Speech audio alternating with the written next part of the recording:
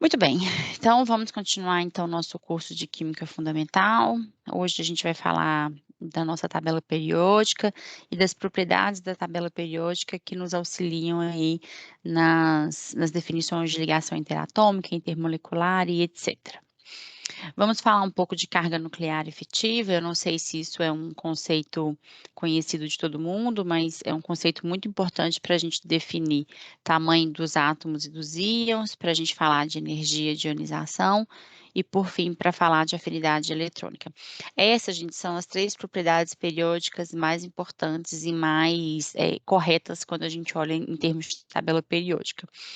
Eu não sei se vocês sabem, a eletronegatividade não é uma propriedade periódica.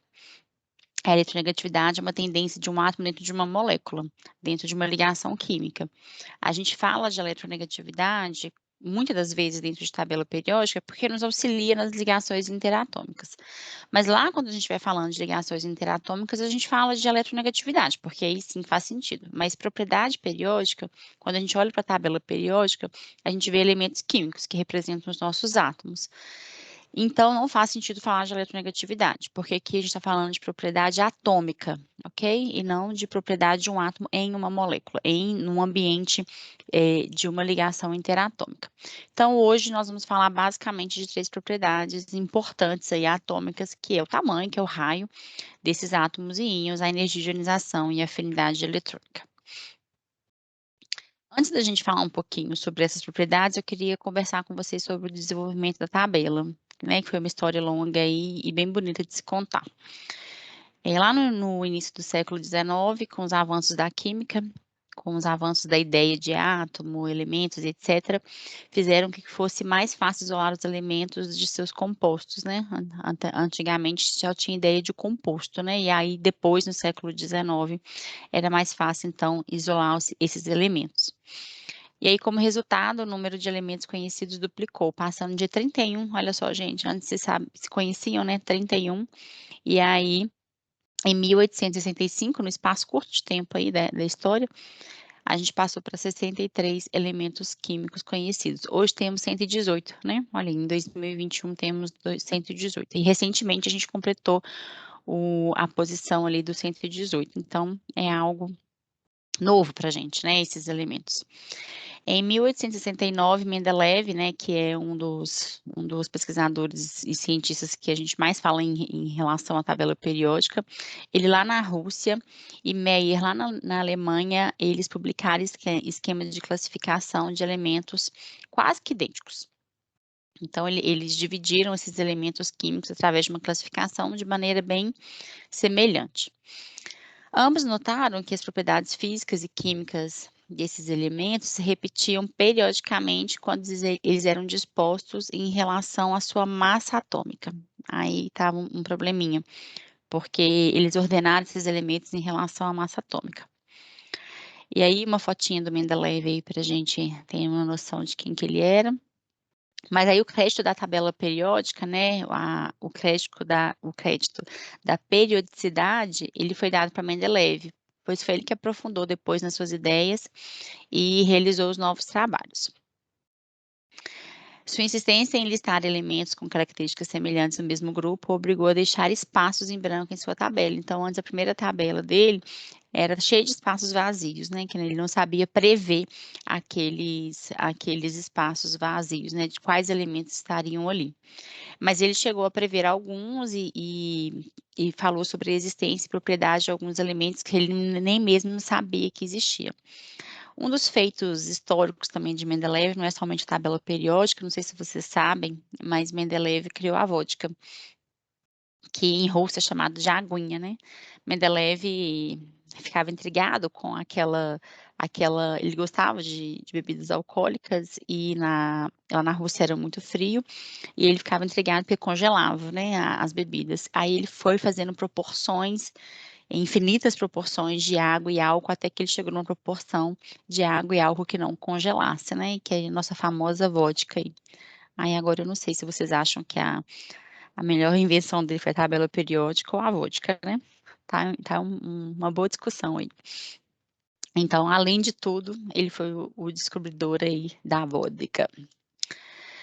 Muito bem, aí depois que Rutherford veio e falou do modelo nuclear do átomo, né, lá atrás ainda, teve um cientista, um físico, chamado de Moseley, ele desenvolveu o conceito de número atômico, né, que aí sim abriu à luz aí a tabela periódica atual. E aí ele identificou corretamente o número atômico como sendo o número de prótons no núcleo do átomo. E aí então nos ajudou muito a organizar essa essa sequência de elementos na tabela periódica. O conceito de número atômico, então, esclareceu alguns problemas na tabela, que antes era por massa, né? E tornou possível identificar aqueles buraquinhos na tabela periódica e que levou à descoberta de novos elementos químicos que a gente conhece aí hoje. Muito bem, uma vez que a tabela periódica foi feita e desenvolvida organizada da maneira que a gente conhece hoje, para a gente entender das propriedades atômicas periódicas, né, que se repetem aí na tabela periódica, a gente precisa entender esse conceito aqui, ó, de carga nuclear efetiva. E aí a gente hoje vai tentar aprofundar aí nesse conceito de carga nuclear efetiva para então entender os conceitos de periodicidade. Vamos ver então o que se trata essa carga nuclear efetiva. Dentro da tabela periódica, né, quando a gente olha para a tabela periódica, quando a gente fala de propriedade atômica, a gente está falando de configuração eletrônica, né? A configuração eletrônica dos átomos interfere muito nas propriedades dos átomos. A gente viu lá atrás, por exemplo, que a distribuição eletrônica interfere na propriedade magnética de um átomo como um todo. E não só na propriedade magnética, em um conjunto de propriedades. Mas não somente a configuração eletrônica, que está relacionada diretamente com a propriedade dos átomos, mas a intensidade de atração entre o núcleo e elétrons mais externos. Eu disse isso para vocês, né, nas aulas passadas. A magia da química, assim, ela está muito relacionada com os elétrons do último nível, que a gente chama de elétrons de valência. Por um exemplo, né, quando eu não importa o meu elemento químico, aqui eu vou chamar ele de elemento químico X, ele tem um cerne de gás nobre, e aí tem uma configuração eletrônica do meu nível de valência. Toda a química, todas as transformações químicas, elas estão basicamente relacionadas com esses elétrons de valência. E esses elétrons de valência, mesmo em átomos isoeletrônicos, que isso quer dizer de mesmo número de elétrons, eles se comportam de maneiras diferentes, porque depende muito do meu átomo inicial. E esse átomo, o que ele tem de diferente é o núcleo, né? Cada átomo na tabela periódica se diferencia ele pelo número atômico que está relacionado, então, com o número de prótons que tem no núcleo. Então, essas duas propriedades são muito importantes para a gente, a configuração eletrônica, que a gente já sabe fazer lá das últimas aulas, e como que esses elétrons estão atraídos pelo núcleo, né? Isso aqui é a grande magia da química, é isso que faz a química ser tão diversa. A gente tem que entender como que esses elétrons estão interagindo com o núcleo. E para a gente, o mais importante são esses elétrons, os elétrons que estão ali no nível de valência. Esse que a gente chama de caroço, né? A gente viu que lá atrás, que esses elétrons que estão mais internos são chamados de elétrons de caroço, eles não estão muito envolvidos nessas transformações. Então, a gente pode até conversar sobre eles, fazer cálculos de interação desses elétrons com o núcleo, mas para a gente o que vale mesmo são aqueles elétrons mais externos ali. Por isso que a gente frisa tanto esse conceito de nível de valência. Muito bem, então, para a gente conversar sobre essas interações, a gente tem que conversar de força atrativa, né? Vamos lembrar que lá no meu núcleo, e me permitam desenhar assim, eu tenho basicamente meus prótons e nêutrons, os nêutrons têm carga nula, mas eu tenho meus prótons de carga negativa. E na minha eletrosfera, né, ali onde eu tenho a possibilidade de encontrar um elétron, eu tenho elétrons de cargas negativas que são atraídas por essas cargas positivas. Quando a gente fala do átomo de hidrogênio, é muito fácil a gente conversar sobre essas forças, né? Porque basicamente é uma carga negativa atraída por uma carga positiva. E aqui não tem muito mistério, né? Uma carga negativa atraindo uma carga positiva. Porém, quando eu adiciono outro elétron, novas forças são criadas, né? Eu tenho uma nova força de atração, elétron núcleo, daquele segundo elétron com o núcleo e força repulsiva entre esses elétrons que têm a mesma carga. Então, tudo isso tem que ser considerado dentro de um átomo. A gente tem que olhar para o átomo e tentar entender qual é a relação das forças atrativas, né, entre elétron e núcleo, e forças repulsivas elétron-elétron. Então, a gente vai basicamente tentar avaliar isso. E isso não depende somente do número da carga, né? Não depende somente. A gente poderia pensar que 11 cargas positivas atraem 11 cargas negativas de maneira mais efetiva do que uma carga positiva atrai uma carga negativa, porque são 11 cargas positivas atraindo 11 cargas negativas. Mas isso não é linear.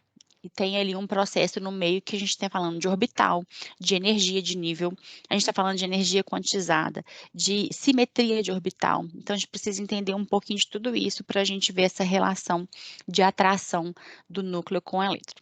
Então, vamos lá. Então, a força de atração entre um elétron e o núcleo depende da magnitude da carga nuclear. Isso é fato, né? Quanto maior a carga nuclear, maior vai ser essa força de atração.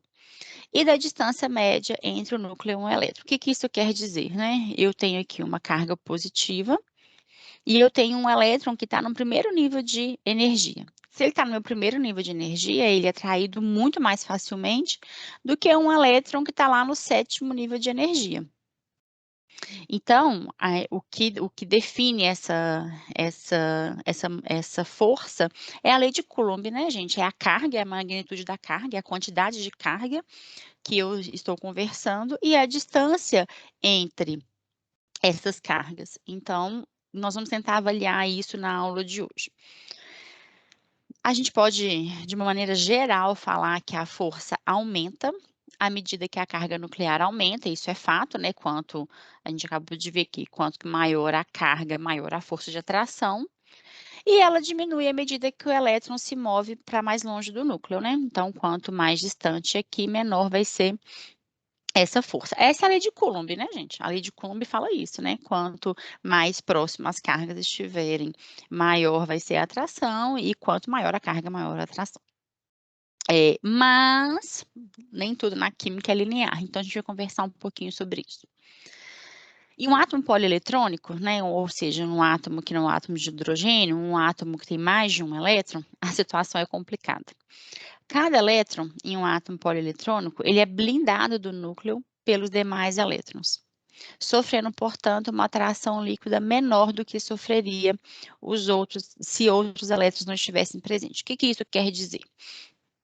Quer dizer assim, quando a gente faz racionalização de carga, a gente fala, o átomo, deixa eu ver, o átomo de berílio é um átomo neutro. O átomo de berílio está exatamente assim, 4 e a massa 9. Cada vez mais segue, massa 9. E aí, toda vez que a gente vai analisar o átomo de berílio, o que a gente fala? O berílio tem número atômico 4 prótons, então, ao todo, ele tem 4 elétrons no átomo neutro, porque no átomo neutro, a quantidade de prótons é igual à quantidade de elétrons. E aí, a quantidade de nêutrons, vou falar a massa aqui primeiro. A massa, o número de massa é 9 e a massa é igual a prótons mais nêutrons, então a quantidade de nêutrons é a massa menos a quantidade de prótons, que neste caso vai ser 5. Então, a gente, quando faz essa descrição, parece muito simples, né? A gente pode pensar que 4 cargas positivas atraem 4 cargas negativas ali. E isso é uma ideia muito simples, né, de cargas, mas a verdade não é essa. Porque quando eu faço a distribuição eletrônica do berílio, vamos fazer aqui do lado, tá? Ai, Raquel, eu ainda não consigo fazer a distribuição assim do jeito que você faz, já de cabeça.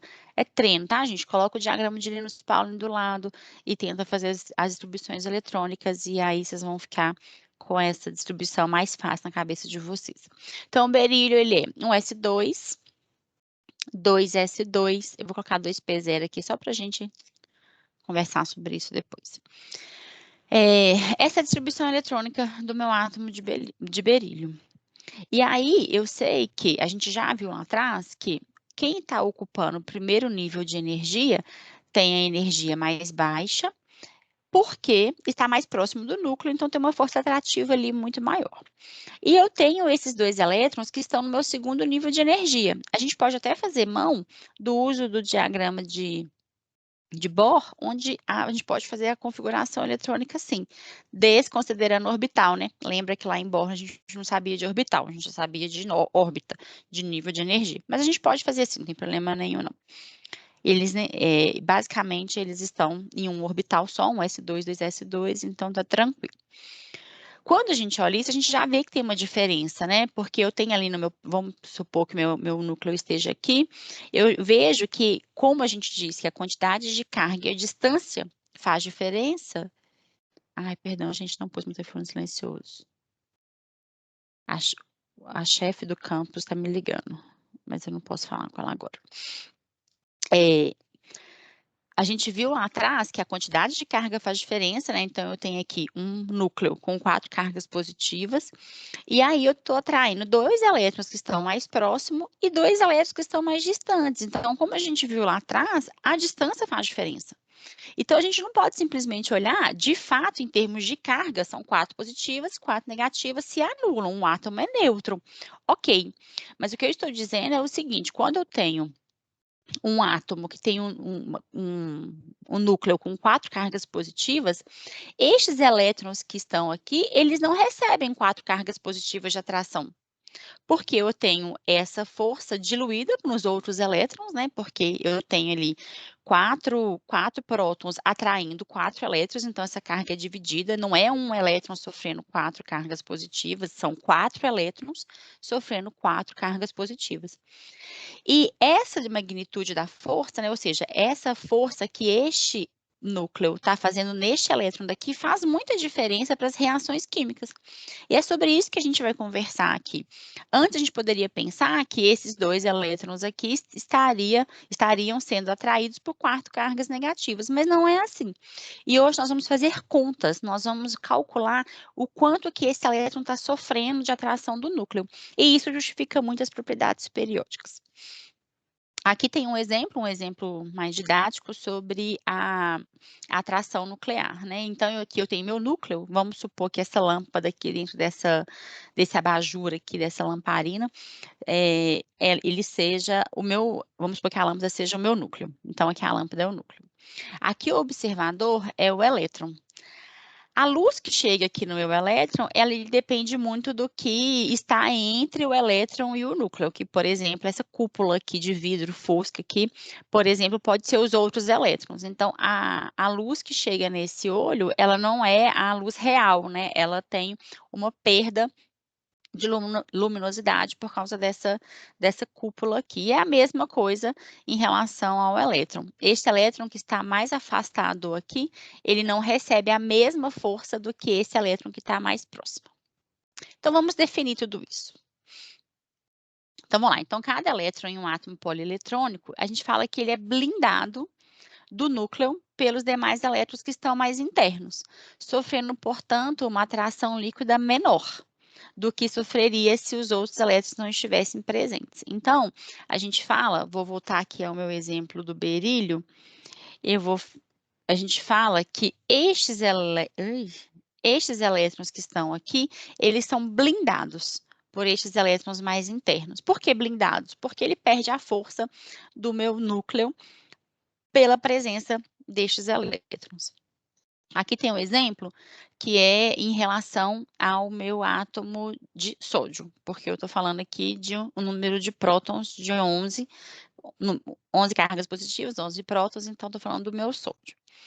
O meu sódio, ele tem de caroço, vamos ver. Vou fazer aqui a minha distribuição eletrônica para não perder o costume. Ele tem 10 elétrons, 1s2, 2s2, 2p6, que a gente sabe que essa é a configuração eletrônica, olha, do neônio. E aí ele tem 3s1, ou seja, ele está lá no meu terceiro nível de energia. E lá no meu terceiro nível de energia, ele tem apenas um elétron. Lá no meu núcleo, eu tenho 11 cargas positivas. E eu tenho esse um elétron lá no meu terceiro nível de energia. A gente poderia pensar que este elétron iria receber 11 cargas positivas, mas não. Eu tenho 10 elétrons, que a gente chama de elétrons de caroço, que blindam um núcleo a atrair este último elétron aqui. E isso, gente, é chamada de carga nuclear efetiva. Por que efetiva? Porque a carga nuclear são 11 cargas positivas, mas o quanto que este elétron aqui recebe dessa carga nuclear é chamada de carga nuclear efetiva, pela presença da blindagem, então, de elétrons de caroço. Então, vamos lá. Então, o elétron experimenta uma atração líquida, que é o resultado da atração nuclear, enfraquecida, porque ela vai perder força ali pela blindagem eletrônica. E uma carga nuclear parcialmente blindada é chamada de carga nuclear efetiva. E para a gente agora vai ser denominado de ZEF, tá? ZEF, Z, a gente chama de número atômico, né, que é a carga nuclear, e carga nuclear efetiva, então. E ela é sempre menor do que a carga nuclear real, né, porque tem a perda pela blindagem. Essa é a formulinha de carga nuclear efetiva. Então, a carga nuclear efetiva ela é dada pelo meu número atômico Z, né, o número atômico do meu átomo, menos a blindagem. Hoje nós vamos calcular essa blindagem aqui, porque eu não quero saber só de ideia, não, eu quero saber de cálculo real. Então, o valor de S é chamado de blindagem e é geralmente próximo ao número de elétrons de caroço do átomo. Por que que é geralmente próximo e não é igual, né? Eu poderia pensar que aqui, olha, se eu tenho 10 elétrons de caroço, eu poderia pensar que 10 cargas positivas estão sendo perdidas, né, vamos dizer assim, na atração desse último elétron. Eu poderia pensar que esse elétron está recebendo só uma carga positiva. Mas não é assim, os elétrons estão em orbitais, e os orbitais têm comportamentos diferentes, porque eles têm simetria diferente. Então, a gente precisa fazer essa conta levando em consideração onde o elétron está, onde o elétron está interagindo ali com o meu núcleo. Então, vamos lá, como nós vamos fazer isso? Só para a gente refrisar, para a gente reforçar aqui, a carga nuclear, então, é dada pelo número de prótons presente no núcleo, e que é chamado de número atômico. Então, a carga nuclear é igual ao número de prótons, e a carga nuclear efetiva é a carga sofrida por um elétron em um átomo polieletrônico. Ela não é igual à carga do núcleo devido ao efeito dos elétrons internos. Então, muito bem. Então, agora nós vamos conversar um pouco sobre como que esses elétrons estão dentro dos orbitais. Então, aqui está a nossa formulinha de novo. E aí, essa blindagem eletrônica, então, é esse cálculo de S, desculpa, ele depende do orbital que o elétron se encontra. Lá atrás, eu conversei muito com vocês sobre a simetria do meu orbital. A gente falava muito que os nossos orbitais S são orbitais mais simétricos, que são orbitais que não tem um nó definido pelo número quântico, somente os nós que mudam de nível. E aí a gente falava sobre essa facilidade do meu orbital S de acordo com a sua simetria. Por serem mais simétricos, por serem mais energeticamente favoráveis, a gente fala que eles penetram mais facilmente dentro do átomo, né? A gente fala de poder de penetração do orbital em relação ao núcleo. Aqui a gente vê que os meus orbitais S, olha só, aqui meu orbital 2S tem um poder de penetração muito maior do que o meu orbital 2P. Quando eu vejo aqui meu orbital 2P, ele penetra muito menos do que meu orbital 2S. O meu orbital 1S, olha, ele é o que tem maior densidade eletrônica, né, lá no meu nível, maior chance de encontrar um elétron, e ele tem maior efeito de penetração. A gente pode generalizar da seguinte maneira: um orbital S penetra mais fácil do que um orbital P, penetra mais do que um orbital P, que penetra mais que um orbital D, que penetra mais do que um orbital F. Isso tem a ver com a simetria, né? Como o meu orbital P, ele basicamente ele quebra a simetria da esfera por ter um nó que se encontra ali na origem, ele já perde em penetração. Quando eu falo do meu orbital D, né, que aí já tem, então, em 2 eles estão situados em relação a 2 eixos, aí eu já tenho mais uma quebra de simetria, porque agora eu não tenho mais só um ponto aqui de nó, né, eu tenho essa região nodal, eu tenho essa região nodal, e isso também quebra a simetria. E aí o F, então, nem se compara. Então, a gente pode racionalizar assim, olha, um orbital S penetra mais que um P, que um D e um que o F, e devido à simetria. E aí, Slater, ele resolveu fazer essas contas, né? Fez contas para a gente ver, de fato, se tinha uma correlação do meu orbital ocupado e da minha blindagem. Essas regrinhas que a gente vai aprender agora, elas são chamadas de regras de Slater. Vocês não têm que decorá-las, tá, gente? A regra de Slater fica lá na avaliação, vocês podem consultá-la o tempo todo, mas a gente tem que entender como que funcionam essas regras. Vamos lá. Nos próximos slides, eu vou ler muito a regra e na hora do exemplo a gente tenta correlacionar então, tá? Muito bem. Então, para determinar o número atômico, a carga nuclear efetiva, os elétrons são divididos em grupos e isso está relacionado com seus orbitais. A cada um corresponde uma constante de blindagem diferente, ou seja, o quanto ele é capaz de blindar a carga nuclear depende do seu grupo. Slater dividiu os grupos da seguinte maneira: meu orbital 1s é 1s, né, ele só tem ali, o meu orbital 2s, 2p também, a penetração do S e do P, gente, é muito parecida, né? Eles estão ali quase dentro do mesmo grupo de simetria.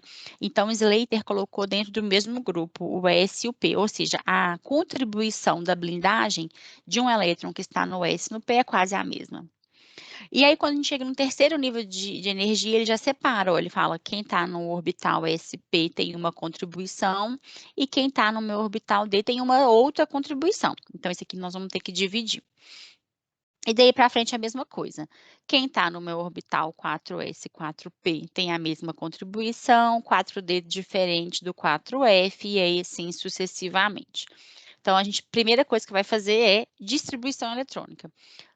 Carga nuclear efetiva se calcula com distribuição eletrônica. Então, fez a distribuição eletrônica, separa os nossos grupos e aí a gente avalia a carga nuclear efetiva. Vamos às regras, tá? Agora regra, não vai ter jeito, vamos olhar uma por uma. Para qualquer elétron de um dado grupo, porque eu posso calcular a blindagem para qualquer elétron dentro do átomo, né? Geralmente a gente calcula pelo mais externo, que a gente quer saber como que vai ser esse comportamento do mais externo. Mas a gente pode calcular para qualquer um. A constante de blindagem S é a soma de todas essas parcelas. Vamos lá. 0 para qualquer grupo exterior ao elétron considerado. Isso é um pouco óbvio, mas o óbvio também tem que ser dito, né? Vamos lá. Vou colocar aqui o berílio de novo. Não, berílio não. Vou colocar o sódio. Mais fácil, o sódio. 1s2, porque tem mais orbital, tá, gente? 2s2, 3s... Oh, que beleza! 2s2, 2p6, 3s1. Essa é a configuração eletrônica do sódio. Quando eu estou considerando a blindagem deste elétron aqui, eu vou considerar de todos os internos. Mas se por um acaso eu quiser calcular a blindagem de um elétron que esteja aqui no meu orbital P, este elétron que está aqui externo, ou seja, aquele que está no terceiro nível de energia, ele não contribui para a blindagem, porque ele está mais externo. Ele, de fato, ele faz uma força aqui de repulsão. Beleza, eu concordo com vocês. Mas para saber em relação à carga nuclear efetiva, ou seja, a carga que o núcleo faz neste elétron que está aqui no meu orbital P, tanto faz para os externos. Então, é 0 para os externos. É 0,35 para cada um dos outros elétrons do mesmo grupo que o elétron considerado para aquele elétron que a gente está calculando, né? Ou seja, o elétron considerado. Exceto no grupo 1s, que aí a gente vai ter que fazer uma diferença, porque aí a gente vai usar um valor de 0,30, porque ele está muito próximo ali no núcleo, então a contribuição acaba sendo diferente. Se o elétron considerado, né, ou seja, se eu estou considerando um elétron que está ali num orbital sp, cada elétron que está anterior a ele, ou seja, n-1, contribui para com 0,85. Então, cada cada elétron que está no nível anterior é 0,85. Agora, se eu tiver mais níveis internos, eles vão contribuir com 1. Então, ou seja, quanto mais interno ali, maior a contribuição da blindagem, né? Então, quanto mais perto ali do meu núcleo, maior a contribuição. Muito bem. Uma coisa importante, se o elétron pertencer ao grupo ND ou NF, que são aqueles grupos que têm maior quebra de simetria, cada elétron do grupo mais interno aí vai contribuir com 1. Muita regra, né?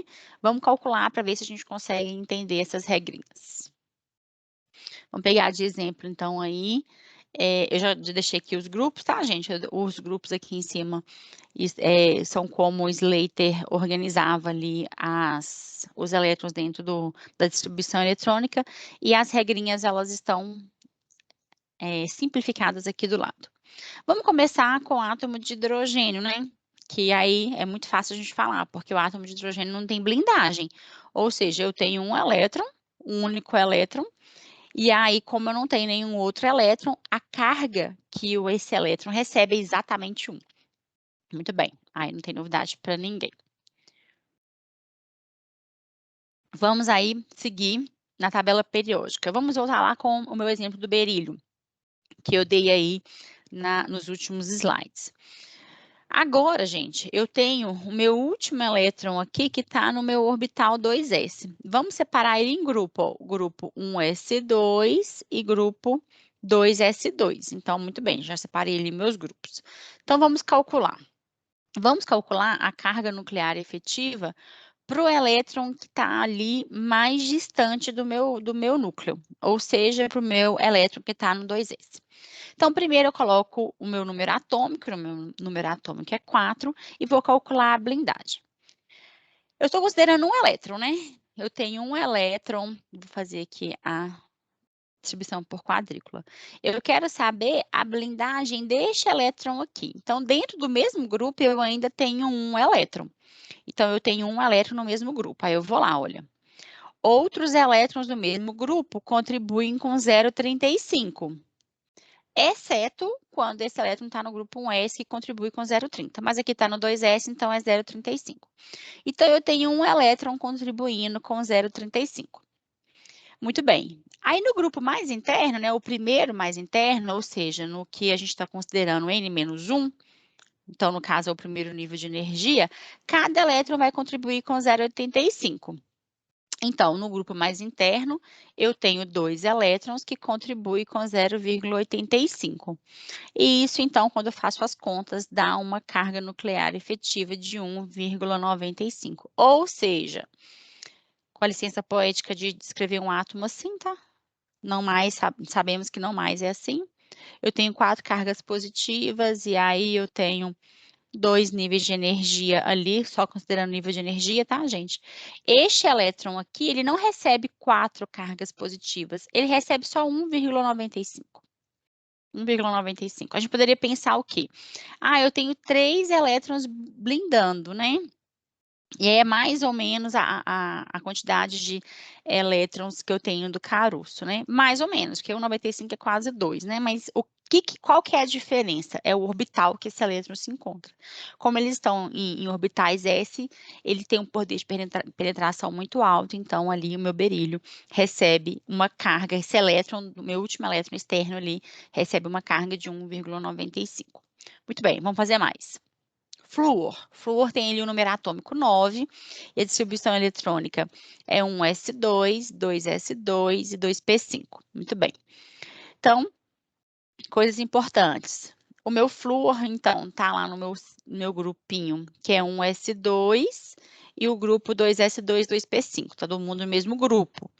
Então, observem que não é mais elétron de valência, subnível de valência, agora eu estou falando de grupo. Regras de Slater calcula-se pelo grupo. Então, vamos lá, vamos calcular. Eu quero daquele elétron mais externo. Então, o elétron mais externo aqui é o que está no meu orbital P.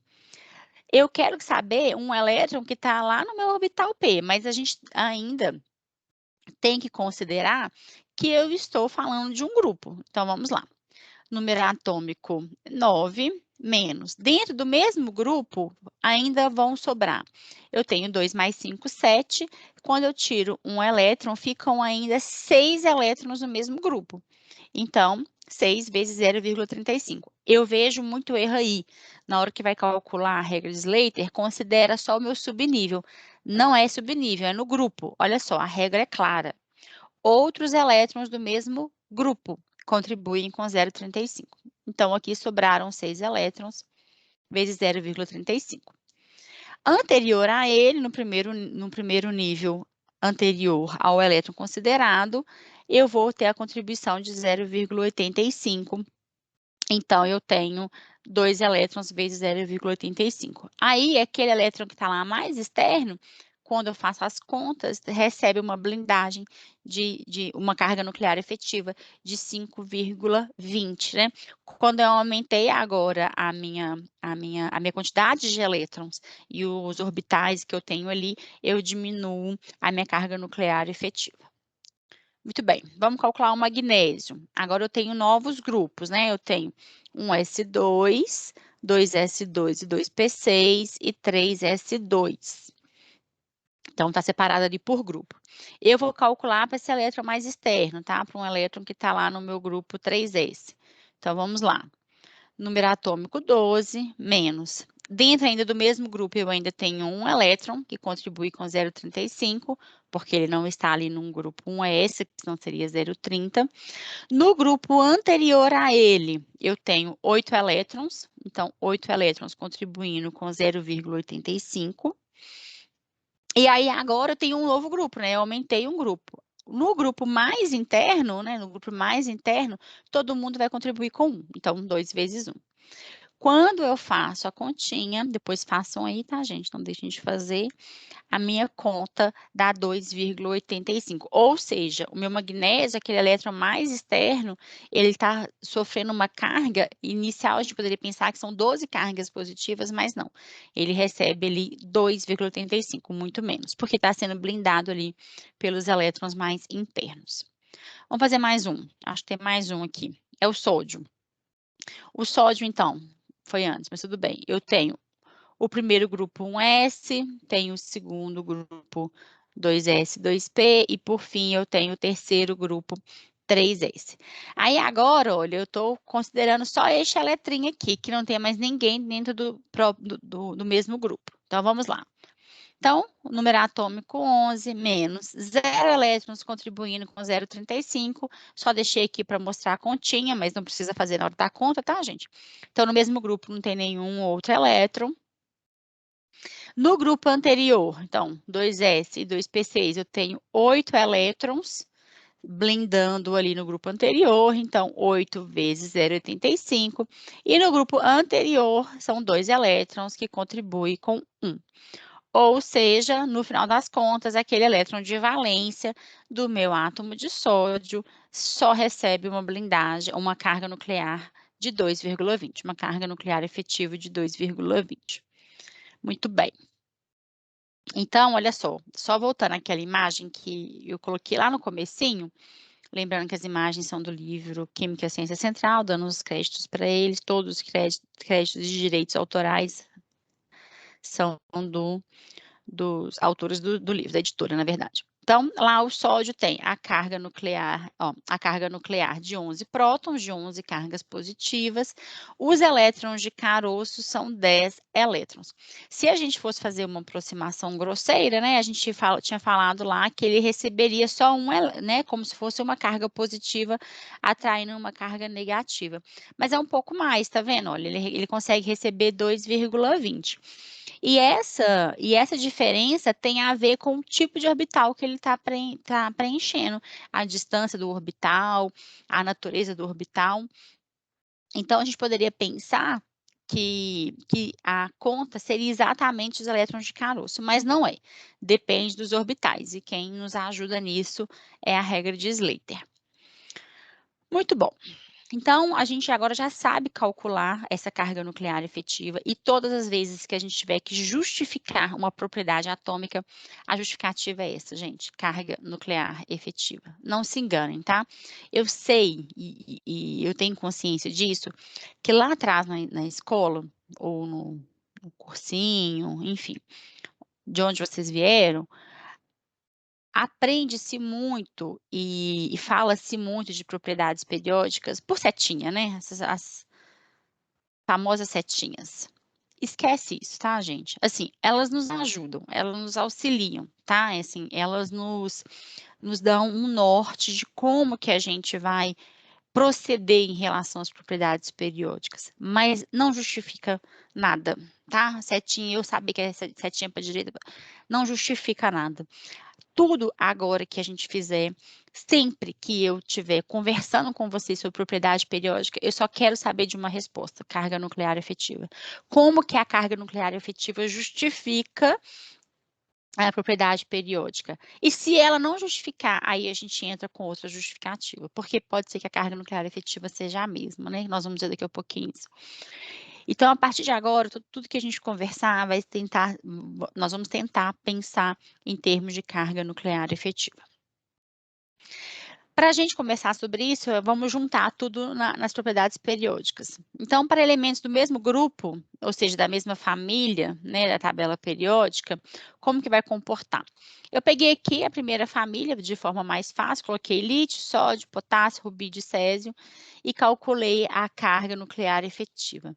A primeira carga nuclear efetiva aqui para o lítio é de 1,30, mas daí para frente a gente vai já ver que o sódio, potássio, rubídio e césio têm cargas nucleares efetivas quando a gente calcula com essa ordem de grandeza iguais, né, muito próximas. Então, e isso acontece para toda a tabela periódica. Em um mesmo grupo, a carga nuclear efetiva é quase a mesma. Por quê, né? Porque quando a gente está passando de um mesmo grupo, né, quando a gente está mudando aqui na tabela periódica, a gente está mudando um nível eletrônico, né? Ou seja, aqui eu tenho 2 níveis eletrônicos preenchidos, 3, 4, 5, 6. Eu fiquei com preguicinha, não coloquei o Frâncio ali, mas tudo bem. Eu tenho ali a mudança de nível eletrônico. E todos eles têm a mesma propriedade, que é ter um único elétron de valência. O lítio tem um elétron, o sódio tem um elétron, o potássio um elétron, o rubídio um elétron e o césio um elétron. Então, todo mundo ali tem um elétron de valência. A única coisa que vai mudar é o número de nível preenchido, a quantidade de níveis de energia preenchido e, portanto, a quantidade de prótons, né? Então, a gente pode pensar o quê? O número atômico aumenta, mas também, por consequência, a blindagem também aumenta, né? Porque eu estou aumentando o nível de energia, estou aumentando o preenchimento de orbital. E aí acaba que, como o número atômico ele aumenta, né, de cima para. Tá errado, né? Assim, o número atômico aumenta tá certo, de cima para baixo no grupo, e com isso os aumentos são quase iguais, assim, aumenta a carga nuclear, mas aumenta também a blindagem e é quase que proporcional, tá? Então, isso faz com que o valor de ZF seja aproximadamente o mesmo para todo mundo do mesmo grupo.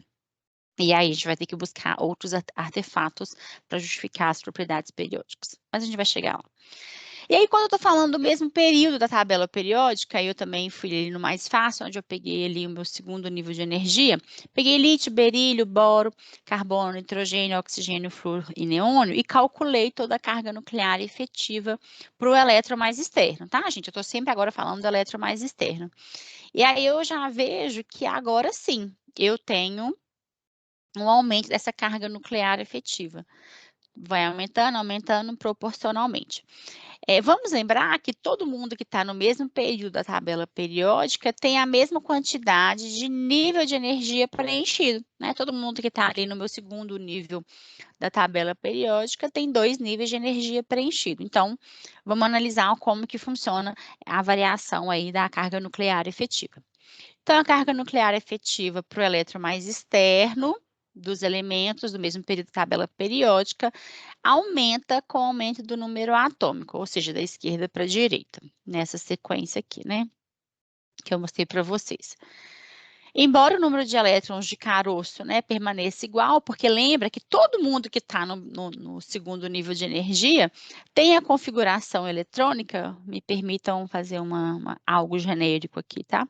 Todo mundo do segundo nível de energia vai ter a configuração eletrônica do hélio e aí a sequência da distribuição eletrônica. Então, todo mundo tem o mesmo elétron de caroço, né? A mesma quantidade de elétrons de caroço, ou seja, a mesma quantidade de elétrons de gás nobre. Então, isso, e ele permanece igual para todo o período, né? Mas o número de prótons aumenta consideravelmente. Ou seja, a carga real daquele núcleo, ele aumenta consideravelmente. E aí acaba que o número atômico aumenta mais do que a blindagem, porque querendo ou não, estou quase sempre dentro do mesmo grupo, né, de distribuição ali da regra de Slater.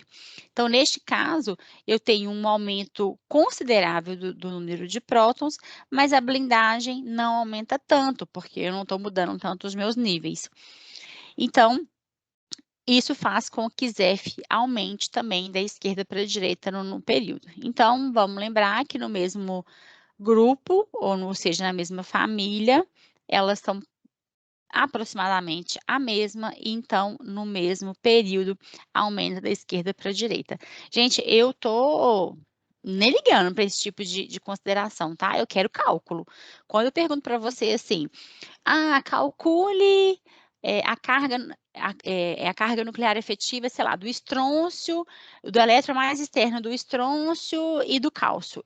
Esse tipo de resposta, para mim, não é válido. É o mesmo porque está no mesmo grupo. Não quero saber, tá? Eu quero contas. Uma vez que as contas são, o valor achado é o mesmo, aí a gente busca as nossas justificativas. Muito bem, então agora nós vamos começar a falar de tamanho de átomos e íons. Essa é a primeira propriedade periódica que a gente vai analisar hoje. Deixa eu só ver quantas horas são, porque eu não quero dividir essa aula. Mas eu acho que eu não vou dividir, não. 11h40, acho que vai dar pelo menos para a gente ver tamanho de átomos e íons e energia de ionização. Muito bem. Com certeza, o tamanho dos átomos, né, quando a gente fala de tabela periódica, é uma das propriedades mais importantes que a gente tem. Determina quase tudo dentro de um átomo, o tamanho desse átomo. Eu sei que a gente está acostumado e a primeira impressão que a gente tem quando a gente fala de tamanho de átomo é calcular de uma esfera, né? O raio ali de uma esfera.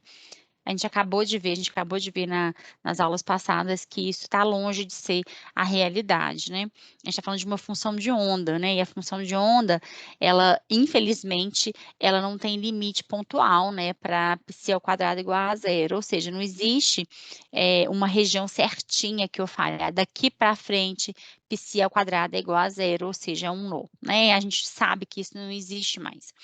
Então, essa ideia de esfera, ela não é real para a gente. Então, não adianta eu olhar para um átomo qualquer e achar que eu vou medir o tamanho dele, porque isso só acontece quando eu tenho situações a serem consideradas. E a primeira dela, desculpa, deixa eu só continuar. Então, ou seja, as bordas, né, desse átomo, ele é algo muito vago, né? A gente não pode mais falar que este átomo tem uma borda, tem um limite bem definido para aquele nó.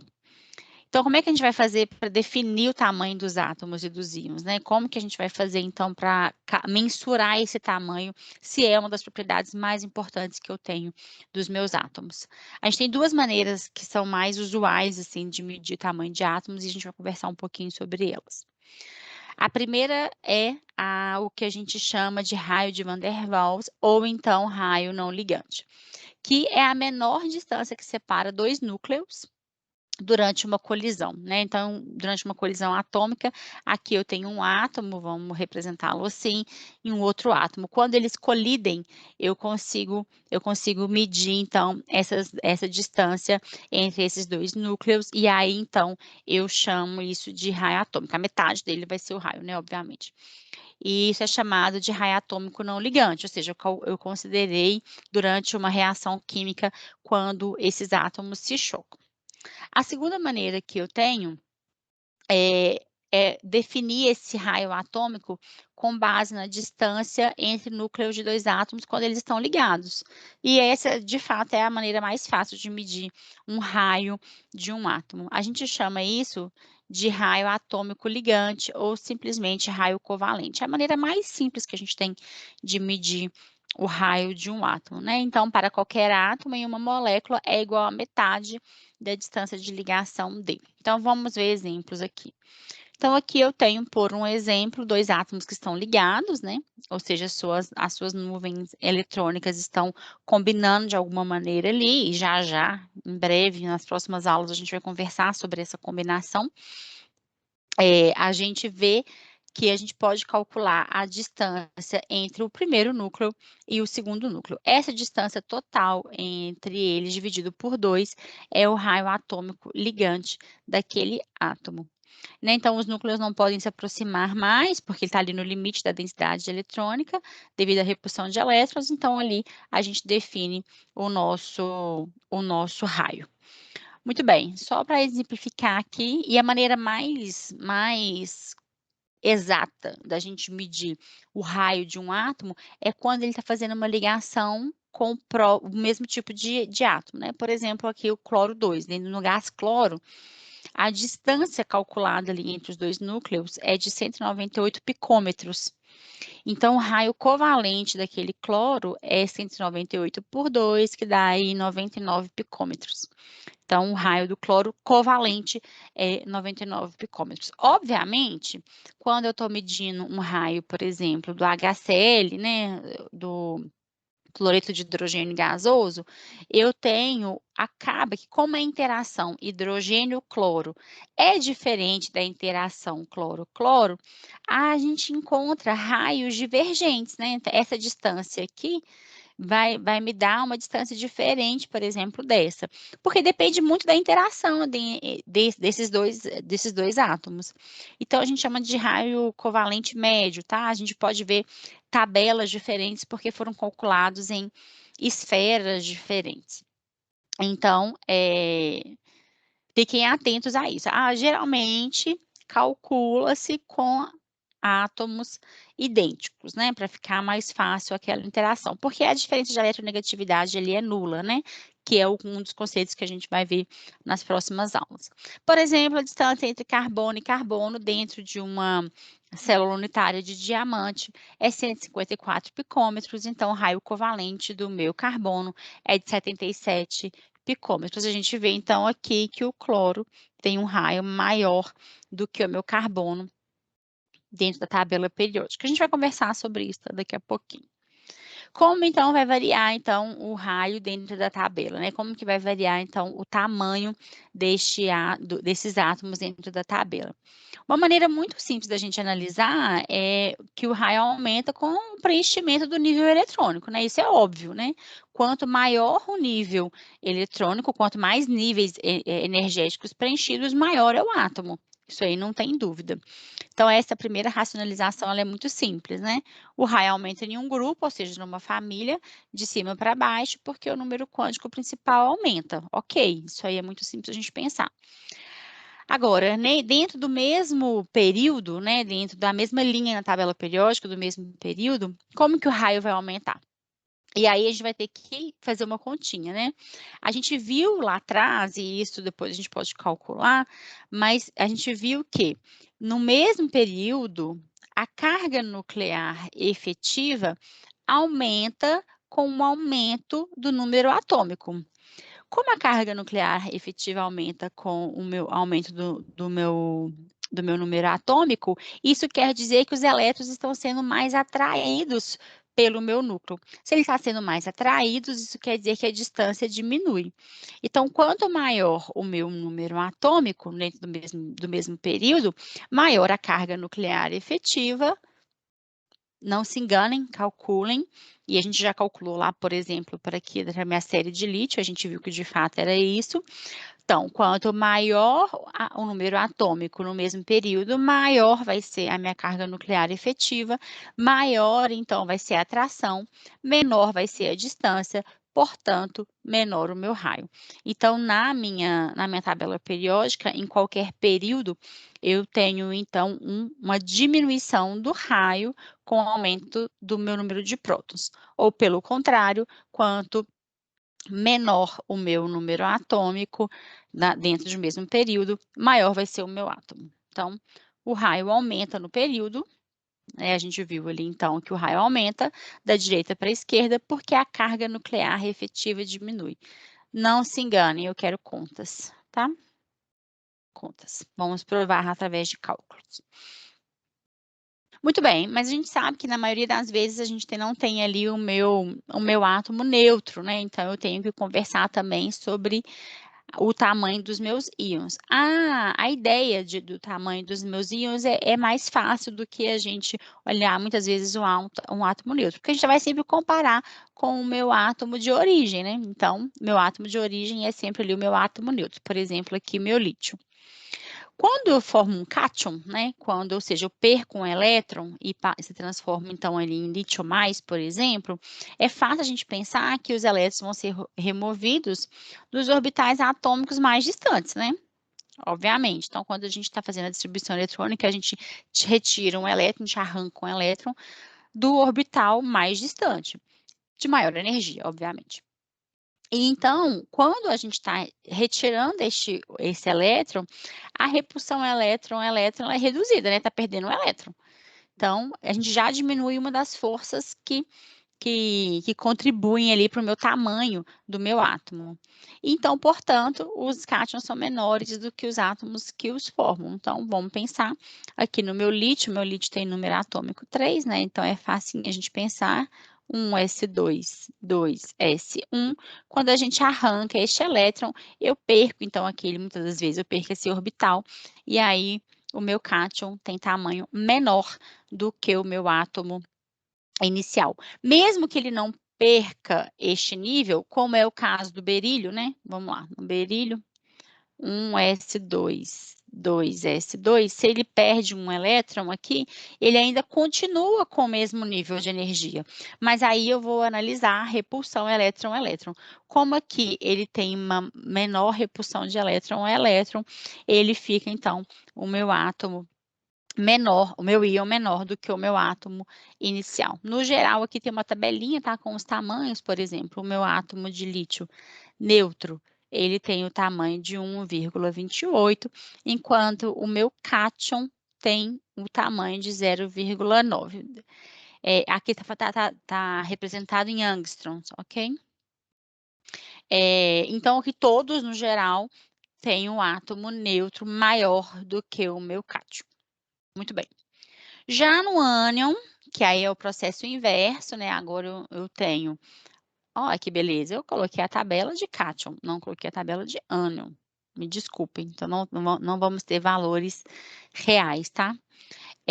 Quando eu tenho a formação de um ânion, ou seja, quando eu pego ali, por um exemplo, o meu flúor e adiciono ali um elétron nele, formando então um ânion, então formando ali meu fluoreto, este ânion, ele vai aumentar a repulsão entre os elétrons, né? Obviamente, ele aumenta a repulsão elétron-elétron, porque está entrando um elétron ali a mais. Então, se está aumentando, eu aumento a minha repulsão. E isso faz, então, com que eles se espalhem mais no espaço, né? Ou seja, eles são forçados a aumentar essa distância aqui entre eles. Então, no geral, os ânions são maiores do que os átomos que eles formam. Desconsiderem essa tabelinha. Muito bem. Uma coisa importante é, para o íon de mesma carga, né, então mesmo átomos diferentes, mas tem a mesma carga, os raios iônicos aumentam à medida que descemos no grupo da tabela periódica. O que isso quer dizer? Lá no grupo 1A, né, lá no grupo 1, na verdade, na nomenclatura nova, na primeira família da tabela periódica, que se vocês concordam comigo, eles são chamados de metais alcalinos. Os nossos metais alcalinos todos têm um elétron de valência. Como ele tem um elétron de valência, eles têm a tendência em perder este um elétron para se estabilizarem e ter a configuração eletrônica de um gás nobre, formando, então, cátions monovalentes, cátions com carga mais 1. E todos eles, então, são menores do que os seus átomos neutros. Porém, quando eu comparo um com o outro, aí não tem o que discutir. Quanto maior o número de níveis de energia preenchidos, maior vai ser o meu íon, tá? Então, aí funciona como o meu elemento, o meu átomo neutro. Já numa série isoeletrônica, o que isso quer dizer? Já numa série onde estou comparando cátions, que tem a mesma quantidade de elétrons, o raio iônico vai diminuir com a carga nuclear. Vamos ver algum exemplo aqui. Deixa eu pegar, ótimo, vou pegar aqui sódio mais 1. Deixa eu começar com gás nobre, neônio, sódio e magnésio 2+. Coloquei todos os meus cátions mais estáveis, tá? O magnésio está aqui nos metais alcalinos terrosos, no meu segundo grupo da tabela periódica, eles têm 2 elétrons de valência, se estabilizam quando perdem 2 elétrons, porque ficam com a configuração eletrônica do nosso amigo ali, neônio. Então, vamos lá. Então, quando eu faço a distribuição eletrônica, aí eu vou fazer ela completa, 1s2, 2s2, 2p6, essa é a configuração do meu neônio. Sódio mais 1, 1s2, 2s2, 2p6, aí eu vou colocar aqui 3s0, tá? Porque eu retirei daqui, né? Do meu terceiro nível de energia. E aqui a mesma coisa, 1s2, 2s2, 2p6 e 3s0, porque eu também tirei esses elétrons daqui, não é necessário colocar, tá? Mas eu gosto de colocar aqui. A gente vê que eles são isoeletrônicos, a gente vê que eles têm a mesma configuração eletrônica. Tendo a mesma configuração eletrônica, o tamanho é o mesmo? Não, não é o mesmo, porque o meu núcleo não é igual, né, gente? O tamanho só é idêntico quando eu estou falando de átomos idênticos. Quando eu estou falando de ambientes químicos distintos, ou seja, núcleos distintos, são tamanhos diferentes. Então, vamos analisar. Aqui o meu neônio tem 10 cargas positivas, aqui o meu sódio tem 11 cargas positivas lá no meu núcleo e o meu magnésio tem 12 cargas positivas. Se eu tenho cargas nucleares distintas, a atração desses elétrons são distintas e aí eu preciso calcular a carga nuclear efetiva. Vamos calcular? Aproveitar que a gente está aqui. Vou calcular um elétron que está aqui no meu orbital 2p. Lembrando que o meu grupo é 1s2, 2s2, 2p6. Então, vamos lá. O meu neônio, então, ele vai ter a carga nuclear efetiva, a carga nuclear de 10, perdão, menos, abre parênteses, todo mundo que está no mesmo grupo vai contribuir com 0,35. Então, 2 mais 6 aqui, eu tenho 8, então eu tenho 7 elétrons que contribuem com 0,35, mas todo mundo que está no grupo anterior são 2, então contribui com 0,85. Então, aqui a contribuição vai ser a mesma, né? Deixa eu fazer aqui na minha calculadora. 0,35 vezes 7 mais 2 vezes 0,85. Isso vai me dar uma contribuição aqui dentro, olha, de todo mundo, de 4,15. Mas como a carga nuclear é diferente, então menos 10 aqui, eu tenho uma carga nuclear efetiva de 5,85. Quando eu faço a carga nuclear efetiva para aquele elétron mais externo do sódio, a contribuição interna vai ser a mesma. Vou mostrar para vocês. Eu vou ter 8 elétrons aqui fora, né, no meu último nível, mas eu estou considerando um elétron, então tira todo o resto, 7 elétrons contribuindo com 0,35 e 2 elétrons contribuindo com 0,85. É a mesma, né? A mesma distribuição eletrônica, o mesmo elétron da mesma distribuição eletrônica. Então, a minha blindagem é a mesma. 4,15 vai ser igual. 4,15 menos 11, obviamente é mais 1, né, gente? Não precisava fazer conta calculadora, percebi depois. 6,85. Então, aquele elétron mais externo, ele está sofrendo uma carga nuclear efetiva aí de 6,85. Ou seja, é uma carga nuclear maior. E, por fim, o meu magnésio vai ter 12 aqui de número atômico, menos 4,15 é igual a 7,85. Então, estes elétrons aqui estão sendo mais atraídos pelo núcleo do que estes elétrons aqui, do que esses elétrons aqui. Então, de uma maneira geral, numa série isoeletrônica, o raio iônico diminui com o aumento da minha carga nuclear. O aumento da carga nuclear aumenta a carga nuclear efetiva ali, e aí faz com que o meu átomo seja menor, ok? Muito bem. Raquel, se você pergunta assim, preveja o tamanho dos íons, sei lá, galho, aqui ó, vamos colocar aqui numa série isoeletrônica, galho, alumínio e boro. Eu posso simplesmente responder assim, o raio do boro é menor do que o do alumínio e, por consequência, menor do que o do galho? Não, eu preciso mostrar. No mesmo grupo, assim, gente, geralmente eles têm a mesma carga nuclear efetiva, e aí vai ter que ser justificado mais ou menos pelo nível preenchido. Mas quando eu tenho a opção de mostrar que a carga nuclear efetiva é diferente, tem que calcular, ok? Muito bem, vamos falar agora de energia de ionização, que é a segunda propriedade periódica mais importante que a gente tem dentro do meu átomo. A energia de ionização, a definição de energia de ionização é essa.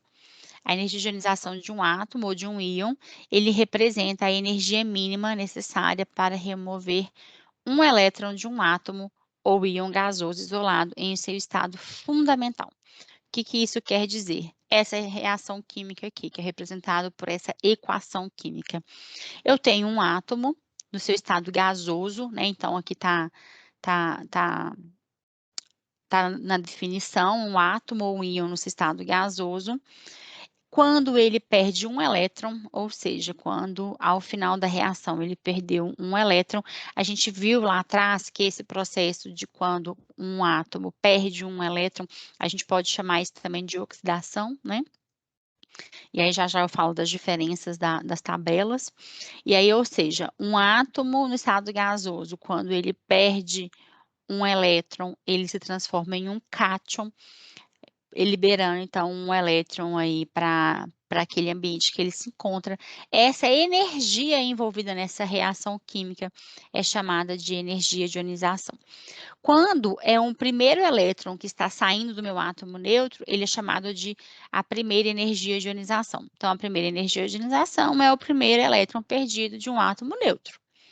Quando eu arranco esse segundo elétron, quando eu tiro esse segundo elétron, é chamado de segunda energia de ionização. Então, vamos lembrar que primeiro ele perdeu um elétron, então ele se transformou em X mais gasoso, e aí ele perdeu mais outro elétron, formando X2 mais gasoso. E aí, por fim, e consequentemente, eu posso perder mais elétrons. Então, depois da segunda ionização, quando eu perco um elétron, eu transformo num íon trivalente com a terceira energia de ionização envolvida. Essas energias aqui, elas são distintas, né? Eu estou tirando elétron de espécies distintas. A primeira coisa que a gente tem que analisar é isso. A primeira energia de ionização está tirando um elétron de X gasoso. A segunda energia de ionização de X mais gasoso. A terceira energia de ionização, eu estou tirando elétrons de X2 mais gasoso. Então, são espécies distintas. Se são espécies distintas, têm energias envolvidas distintas para arrancar esse um elétron. E aí é muito fácil a gente pensar, então, agora em termos de carga nuclear. Vamos lá. Aqui, quando eu tenho X gasoso, vamos pegar aqui um átomo como exemplo. Eu prefiro pegar átomos como exemplo. Vou pegar ali o cálcio. Ali o cálcio gasoso, para ver a energia de ionização dele. Quando ele perde um elétron, lembrando que o cálcio tem número atômico 20. Então, quando ele perde um elétron, basicamente a gente sabe que não é realidade, né? Mas eu tenho 20 cargas positivas atraindo 20 cargas negativas, né? A gente sabe que já essa carga nuclear efetiva é diferente, mas tudo bem, de uma maneira geral, 20 cargas positivas atraindo 20 cargas negativas. Quando eu tirar este um elétron, né, quando eu retirar esse um elétron, formando X mais gasoso, eu agora vou ter 20 cargas positivas e 19 cargas negativas. Então, agora eu tenho uma carga maior positiva atraindo esses elétrons. Então, vai ser mais difícil arrancar este outro elétron que está aqui, nessa contribuição aqui de 19 cargas negativas, porque a carga positiva é maior do meu núcleo, né? E aí, o meu segundo elétron a ser retirado, né, minha terceira energia de ionização, eu estou saindo de 20 cargas positivas, tentando tirar, então, de 18 cargas negativas um elétron. Então, aqui eu tenho uma força nuclear ainda maior do que na situação anterior. Então, como regra geral, a primeira energia de ionização, ela é maior do que perdão, ela é menor do que a segunda energia de ionização, do que a terceira e assim sucessivamente. Todos esses processos, né, de arrancar um elétron de dentro de um átomo requer energia, né? A gente viu lá atrás, ó, considerando um átomo de Bohr, não menos importante do que o modelo atual, né? Quando eu vou pegar um elétron que está lá no primeiro nível de energia, eu vou passar ele para o meu segundo nível de energia, eu preciso dar energia para este elétron, eu preciso fornecer energia para este elétron. Agora, para ele chegar no nível igual a infinito, né? A gente viu lá atrás que quando o elétron não pertence mais ao átomo, eu tenho então N igual a infinito, a energia é então igual a zero, eu tenho então que dar energia para esse elétron. Então, de maneira geral, a retirada de um elétron são processos endotérmicos. Processos endotérmicos, lembrando, são aqueles processos que a gente precisa fornecer energia para o sistema. Energia para o sistema. Ou ainda, de uma outra vertente, o sistema absorve energia. E essa energia ela é utilizada para superar a atração da carga nuclear, né? Então, eu preciso dar energia para o meu sistema para quebrar a força atrativa elétron-próton. Mas, obviamente, a energia de ionização ela é o equilíbrio entre a atração núcleo-elétron, que é uma força atrativa, né? E ele depende de Z, e a repulsão elétron-elétron, porque, querendo ou não, aquela força de repulsão ali dentro, ela contribui para essa energia de ionização. Uma coisa importante é que, quando eu estou falando de elétrons de valência, né, elétrons que estão no meu último nível de energia, e aqui me desculpem mais uma vez, que eu já falei com vocês que o livro Química, a Ciência Central fala de camada e a gente não gosta muito disso, porque a gente está falando de átomo de Schrödinger, quando a gente fala de átomo de Schrödinger, a gente fala de número quântico principal, quando a gente fala de número quântico principal, a gente está falando de nível de energia, né? Então, esquece camada. Mas tudo bem, são sinônimos aí muitas vezes, tá? Outra coisa que eu estou incomodada com o livro Química, Ciência Central, é a nomenclatura antiga, quilojoule por mol é dado dessa maneira hoje em dia. Vamos lá. Alguém? Não?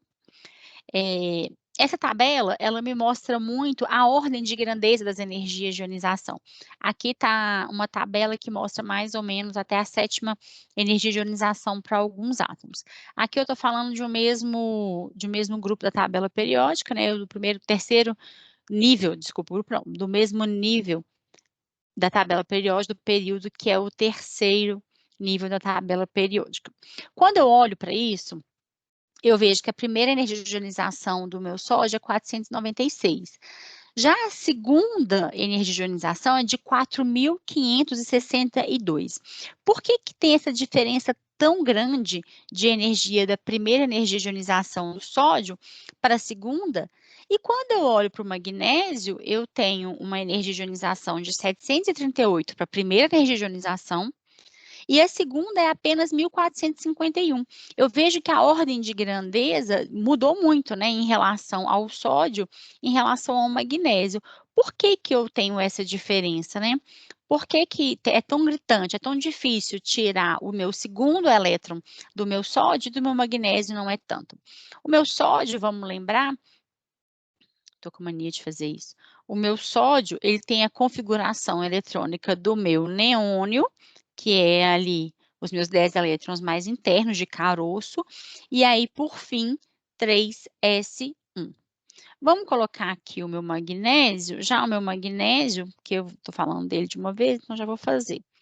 É configuração eletrônica do neônio e 3s2. Quando eu retiro o meu primeiro elétron, né, então a reação química da primeira energia de ionização do meu átomo de sódio vai ser sódio gasoso, transformando em sódio mais gasoso, mais um elétron. Essa é a representação daquela íon ali, a primeira ionização. Quando eu tenho essa reação química acontecendo, ou seja, essa oxidação, essa perda de elétrons pelo átomo neutro de sódio no estado gasoso, eu tenho que quando esse elétron vai embora, ele acaba se estabilizando, né? Ele fica com a configuração eletrônica do meu neônio. E aí, tudo bem, então a energia para retirar esse elétron é pequenininha lá, ó, 496 quilojoules eu consigo retirar ali 1 mol de elétrons ali do meu sódio gasoso, né, para 1 mol de sódio gasoso. Agora, quando eu vou arrancar o meu segundo elétron, né, agora quando eu tenho sódio mais e vou arrancar este elétron, respeitando aqui a minha configuração, para sódio 2 mais gasoso mais elétron, este elétron agora é retirado dos meus elétrons de caroço, né? 1s2, 2s2, 2p6. Eu vou retirar este elétron que está aqui. Então, existem duas situações. Primeiro, eu estou retirando um elétron mais interno. Se ele é mais interno, é mais difícil de ser retirado, porque ele está mais atraído pelo núcleo. E segundo, que está quebrando uma estabilidade aqui, né, gente? Porque essa aqui é exatamente a configuração química do meu gás nobre neônio. E eles estão muito mais internos, são elétrons de caroço, então fica muito mais difícil retirar. Por isso eu vejo esse salto de energia, né? Essa diferença gritante aqui de energia da primeira energia de ionização para a segunda do meu elemento sódio. Porém, quando eu vou para o magnésio, não tem tanta diferença. Porque aí agora, olha, a minha primeira retirada, né? Vai deixar o meu magnésio dessa maneira, 3s1. Então, retirar este elétron aqui ainda é muito fácil, porque eu estou falando de um elétron mais externo. Então, esse aumento de energia aqui é pequenininho. Ainda assim, é mais difícil, porque eu estou falando de um elétron que está sendo mais atraído pelo núcleo agora, porque ainda continua com 12 cargas positivas ali atraindo aqueles 11 elétrons. Então, de fato, é mais difícil, mas não tão difícil quanto o do sódio, porque eu não estou falando de elétrons de caroço. Agora, quando eu vou retirar o terceiro elétron, que já agora sim, já é um elétron de caroço, né, um elétron que está ali na camada mais interna, aí sim eu tenho um salto de energia. Então, é muito fácil, é muito comum a gente ver esse tipo de tabela, e a gente já consegue até calcular quantos elétrons de valência aquele átomo tem, simplesmente pela quantidade de energia ali perdida no processo de ionização. Então, olha só, pega aqui o fósforo, ele perdeu o primeiro, perdeu o segundo ali por uma quantidade maior, mas não tão maior, perdeu o terceiro, perdeu o quarto, quinto, sexto. Ó, o primeiro, o segundo, o terceiro, o quarto, o quinto. Quando ele vai perder o seu sexto elétron, a ordem de grandeza é muito maior. Então, eu consigo ver que nessa diferença de energia aqui, eu estou falando de um elétron mais interno. Então, eu posso ir lá na tabela periódica e comparar. 1, 2, 3, 4, 5, o fósforo está ali na família 15, antiga família 5A, 5 elétrons de valência. Então, a energia de ionização me ajuda muito também nessa quantificação de elétrons de valência. Professora, eu posso justificar numa questão para você aquela relação que a gente tem de quadrículas, por exemplo, quando eu tenho. Vamos pegar o exemplo do berílio e do boro. Se eu tenho ali um elétron desemparelhado, ele vai ser mais fácil de ser retirado do que o elétron que está emparelhado. Escutando?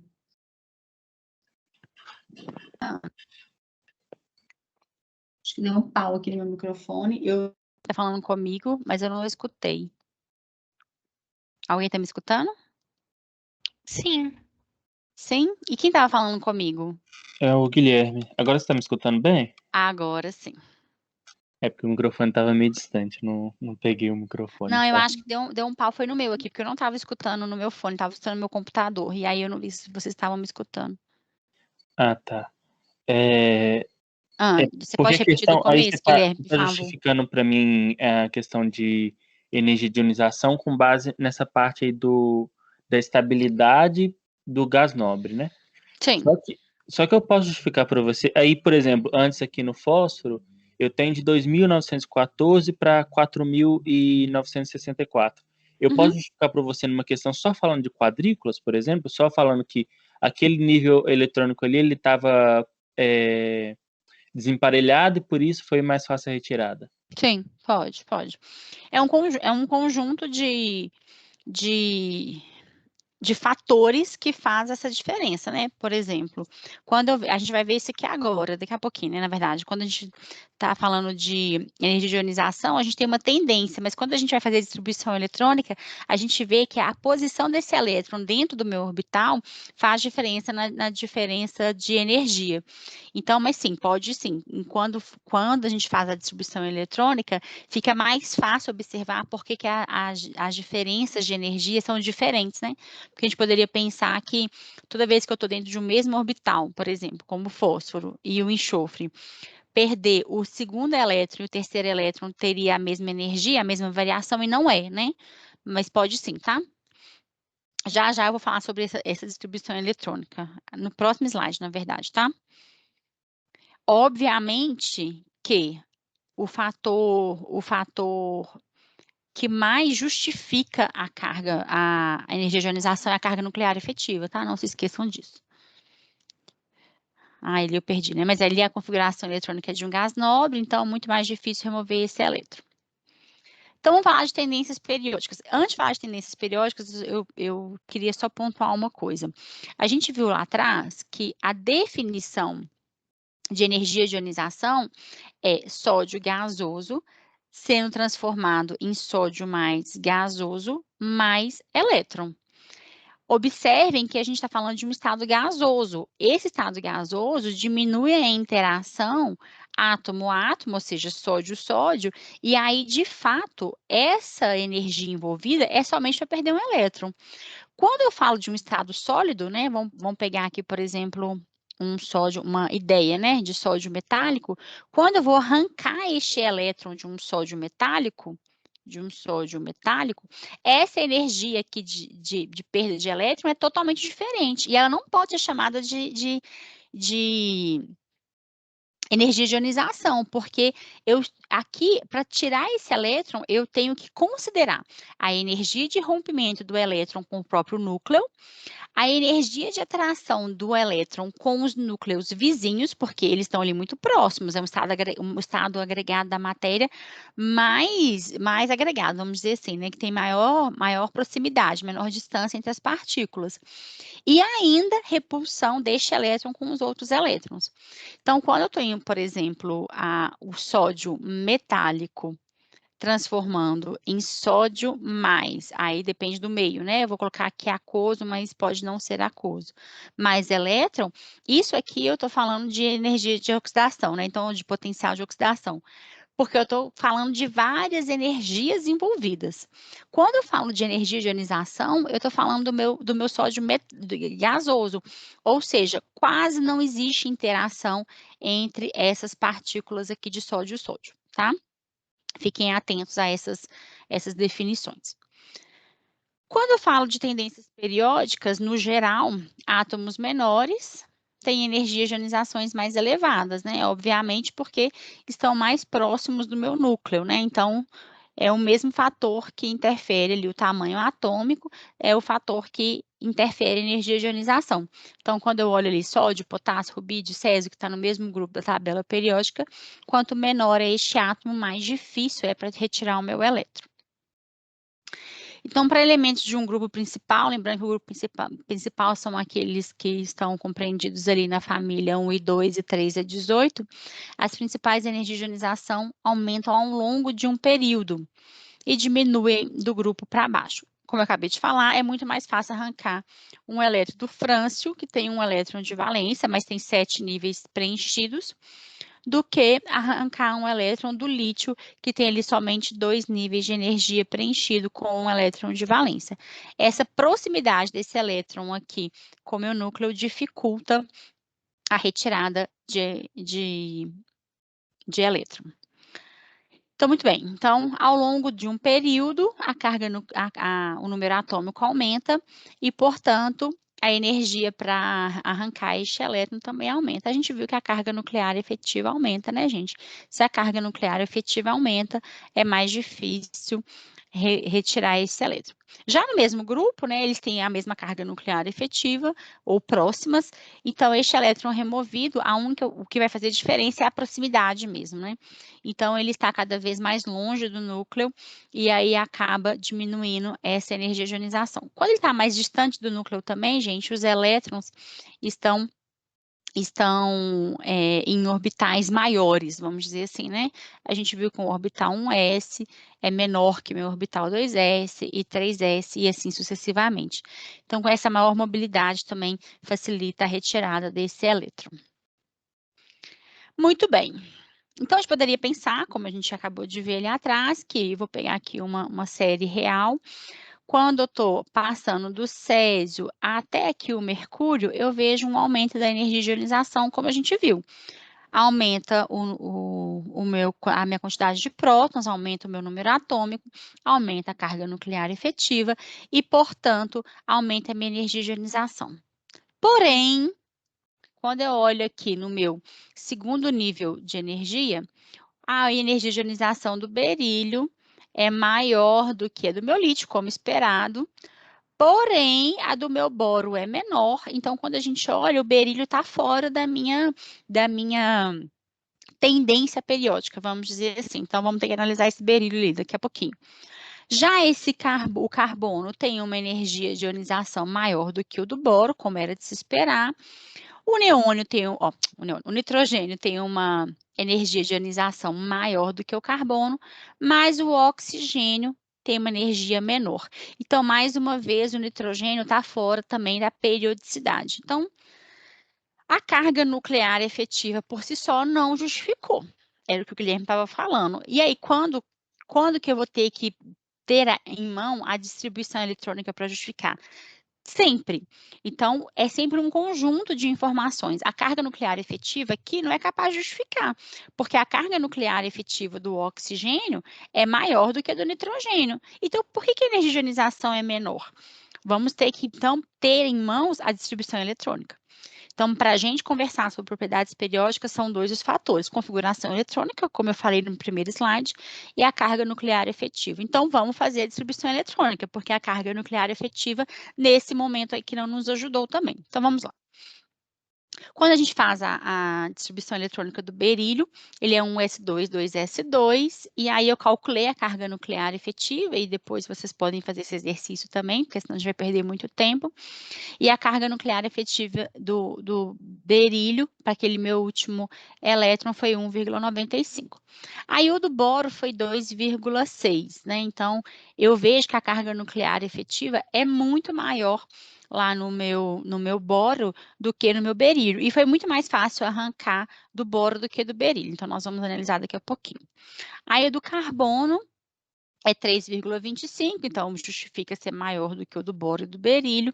E, por fim, o do nitrogênio, 3,9. Então, não justificou. Vamos fazer distribuição eletrônica. Quando eu faço a distribuição eletrônica do berílio, então eu tenho 1s2, 2s2. Aqui, gente, a configuração do meu berílio, ela é muito estável, porque apesar de ter o meu subnível 2 incompleto, né, porque ele tem 2p0 aqui, ele está falando, né, ele está dentro de uma configuração eletrônica onde todos os meus subníveis de energias estão completos. Então, para retirar este um elétron daqui, que acaba também sendo mais interno do que o do boro, olha só, 1s2, 2s2 e 2p1, que essa é a minha configuração eletrônica ali do meu boro, estava aqui, né, gente? Nem precisava ter feito de novo. Essa retirada desse elétron daqui é muito mais fácil do que este elétron daqui. Por quê? Ele está no orbital P, o orbital P é um orbital mais externo do que o meu orbital S, a gente já viu isso, eu fico com um S, 2S e 2P, por causa do segundo número quântico. É muito mais fácil retirar este um elétron daqui, do um elétron que está lá no meu orbital 2s, que está completo ainda, né? O meu nível não está completo. Ele não tem configuração eletrônica de um gás nobre, mas o meu orbital está. Então, é mais difícil retirar aqui do meu berílio do que retirar do meu boro, porque possivelmente esse elétron que está no meu orbital P é mais fácil de ser arrancado do que meu orbital S. Lembrem também do poder de penetração, né, gente? Meu orbital S, ele é mais estável, ele tem menor energia, porque tem maior penetração lá em relação ao núcleo do que meu orbital P. Então, a primeira aí tá justificada em relação à minha distribuição eletrônica. Aí, vamos seguir lá. O carbono, então, eu tenho 2p2, então, quando eu comparo o meu boro com o meu carbono, beleza, né? Estou tirando ali um elétron no meu orbital P, é mais difícil, porque tem maior carga nuclear efetiva. Mas quando eu olho ali para o meu nitrogênio, eu acho que eu também tenho do oxigênio, tenho. Quando eu olho ali do meu nitrogênio, a carga nuclear efetiva é 3,9, do meu oxigênio 4,55. Mais uma vez, não justifica. Se eu fosse olhar só pela carga nuclear efetiva, eu ia falar que a energia de ionização do oxigênio é maior do que a energia de ionização do que meu nitrogênio. Mas na hora que eu olho para a tabela, eu vejo que não, que do nitrogênio é maior. Então, bora fazer distribuição eletrônica. Quando eu tenho aqui a distribuição eletrônica do meu nitrogênio, eu vou fazer só então para o meu subnível, tá, gente? E mais externo, o 2p, eu tenho 3 elétrons no meu orbital P, seguindo a regra de Hund ali, cada um em um orbital. Quando eu vejo a configuração eletrônica do oxigênio, ele tem 4 elétrons no meu orbital P. 1, 2, 3, 4. Este elétron aqui, gente, ele tem um fator muito importante que é da repulsão. Dentro de um mesmo orbital, eu ainda tenho outro elétron que tem uma força repulsiva muito grande. Então, aqui facilmente eu consigo arrancar esse elétron. E ainda tem um segundo fator. Quando eu olho para esse orbital, né, que ele vai ficar com um elétron, quando ele perder este elétron, ele vai ficar exatamente assim, tem aquela estabilidade que a gente chama de preenchimento total ou parcial do orbital. A gente já conversou sobre isso, né? Toda vez que eu tenho um orbital semi-preenchido, o que é um orbital semi-preenchido? Um elétron distribuído em cada orbital, ou totalmente preenchido, ou seja, eu tenho aqui 6 elétrons no meu orbital P, isso estabiliza muito o meu sistema, né? Porque eu tenho ali a mesma quantidade de elétrons por orbital. Isso acaba estabilizando o meu sistema. Então, perder este elétron aqui estabiliza muito o meu átomo de oxigênio. Quando eu perco este elétron, a configuração eletrônica fica mais estável do que a configuração eletrônica inicial. Então, é mais fácil perder o elétron do oxigênio do que do nitrogênio. Quando eu arranco esse elétron aqui do nitrogênio, eu quebro essa estabilidade de orbitais semi-preenchidos ou totalmente preenchidos. Então, mais uma vez, o que justifica a periodicidade? Carga nuclear efetiva e configuração eletrônica e distribuição eletrônica. Existe uma tendência, né? A gente aprende a tendência. Energia de ionização aumenta da esquerda para a direita, mas a gente acabou de ver que isso para a gente hoje não serve de explicação, não serve de base, porque existem outros fatores que acabam modificando a periodicidade.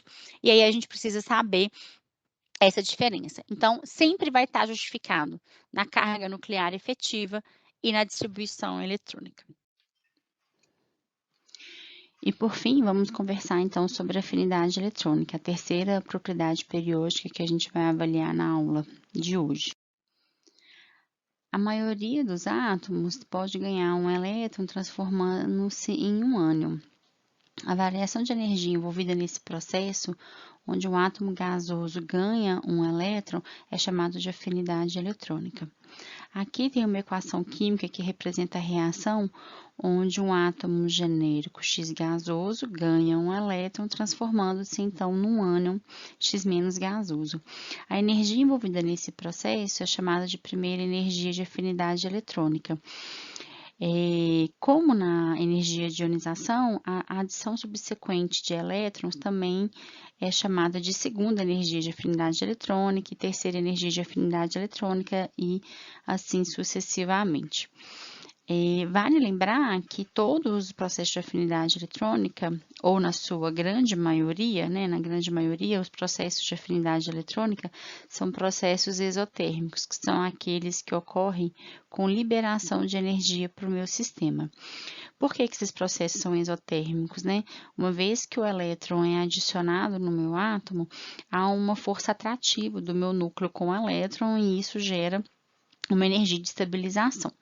Quanto maior for a atração do átomo com esse elétron adicionado, mais negativa vai ser a afinidade eletrônica, ou seja, maior vai ser a energia liberada para o meu sistema. Agora, a afinidade em relação à periodicidade, ela pode ser analisada em termos da energia de ionização. Por um exemplo, em um mesmo período, o aumento de Z torna mais difícil a ionização de um átomo, ou seja, torna-se mais difícil a perda de um elétron pelo aquele átomo em estado gasoso, e por consequência facilita a atração de um elétron adicional. Vamos dar um exemplo aqui, o berílio, O berílio, ele tem a configuração 1s2, 2s2. Para que ele complete o segundo nível de energia, ele precisa ganhar 6 elétrons que não estão preenchidos aqui no meu orbital P. Então, para ganhar a estabilidade de um gás nobre, tem duas opções. Ou eu ganho 6 elétrons pelo átomo de berílio, ou eu perco 2 elétrons, transformando, então, o berílio num cátion bivalente B2+. Então, aqui é muito mais fácil perder 2 elétrons, energeticamente falando, do que ganhar 6 elétrons no meu átomo. Então, a energia de ionização para o átomo de berílio acaba sendo baixa para facilitar, então, a estabilização deste átomo na forma de um cátion bivalente.